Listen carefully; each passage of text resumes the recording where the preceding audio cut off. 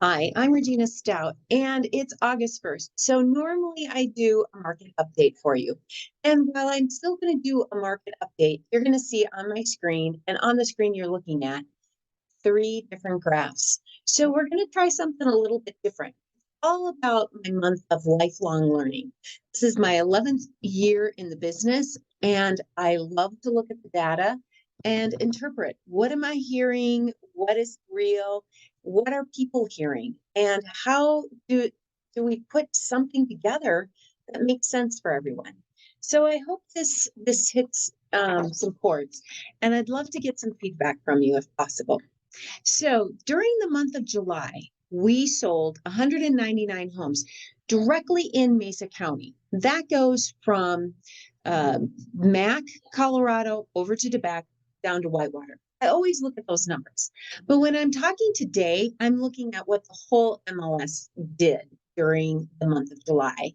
And my graphs below, as you're going to start to see, are going to distinguish that it's for the whole entire MLS for the Grand Junction Area Realtors Association. Okay. So the realtors in Grand Junction, sold 234 homes in the surrounding areas. And it could have gone to Parachute, it could have gone up to Rangeley, so the whole gambit. So we also have 399 active listings. Why is that number important? I'm going to show you. We're going to look at this first graph, the green and blue graph, okay? This is showing our inventory as well as the number sold. So as I told you, about 334 sales during the month of July. That is right here. And our inventory is over probably close to about 500. So you've got a spread of about 300. But I said we had 399 active listings, right? Okay, so let's look at this. So when we look at this line, this is all the inventory that's been brought up and the inventory that might be still available. And that's why we have over 500. But again, we are looking at the trend of how many listings we've been bringing on. So these numbers in blue for our sold transfer over to this middle graph of the blue and orange. This one shows how many new listings did we bring on during the month of July. So actually, in the month of July, we just brought a little over 300 listings on, and we sold 234. So that means that there's this leftover inventory from our first graph that is showing up here, where we now have the new listings here. And as of today, August 1st, we have 399 active listings. Does that make sense? Okay, good. What you're probably wondering, and it shows more distinctly in this middle graph with the orange and blue, is that the blue from June and the active or number of listings sold took a major down step, boom, to July. And you're right.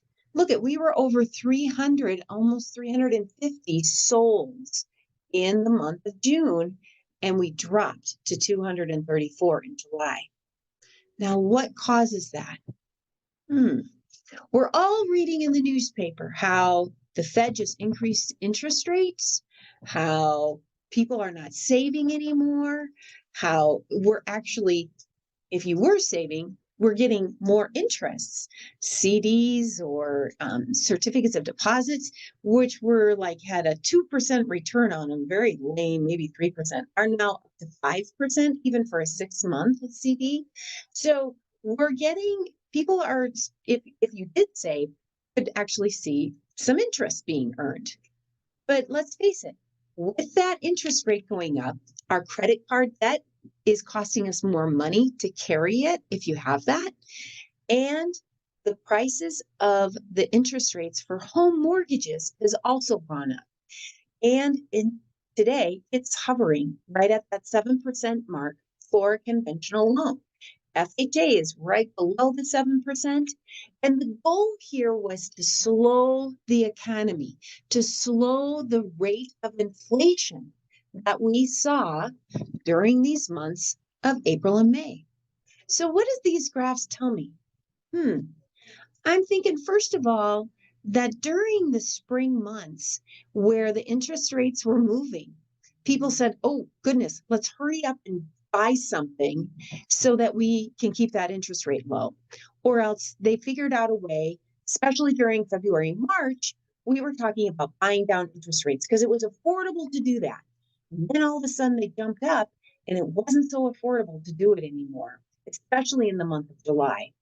Now, in June, people are moving, they're on the go, they're thinking, I got to get somewhere quick because the kids are moving and going to be starting school. So let's get them settled in. People were moving for jobs. People move and sell their houses for various reasons, and somebody steps in and buys it. Let's not joke about that.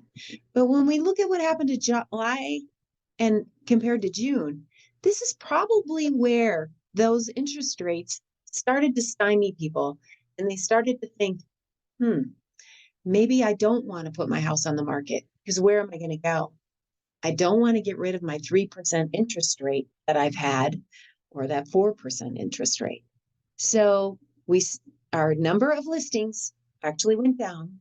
Our inventories went down because we started buying up all that old inventory during June and July. Now we don't have as much as what we've had when I'm going back to graph number 1. All that inventory that we used to have, we don't have it anymore. So now we've got some new listings. Yep, but we're selling them just as fast as they come on. But did it really work? This is what I love about Western Colorado, because we hear all the statistics and we just do whatever we want to anyway. Why? Because we love where we live and we want other people to enjoy it as well. So when I look at this third graph, which shows the average price point, you can see that, okay, maybe that did stabilize that average price point. And it's just a little over 400, maybe about 450, 430,000. Got it. Okay. But then look at this gold line. This is the median where 50% of the sales were above that line and 50% were below. And that figure just keeps on going up. When we're looking at the fact that we sold 44 homes that were less than 300,000, and then we sold probably just about the same amount. Let me look at that's 10, 30 homes that were $700,000 and above that line. You can see how our median sales price keeps going up. So are we listening? Is this really slowing the economy? Not really, in my opinion. And the other thing is, yes, we want appreciation. We do look for attainability and affordability. We want to make sure that homeowners feel comfortable with their home mortgage payment every month. And that's really what you're buying. So we have to kind of work the numbers to make sure that you're comfortable with the mortgage payment. This is telling me that everybody is getting in because they know that appreciation is going to be there. So this is a lot to take in.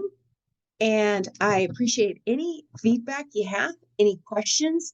I'll try to answer it. I'm just looking at 3 different graphs here and some data from our local area Realtors Association.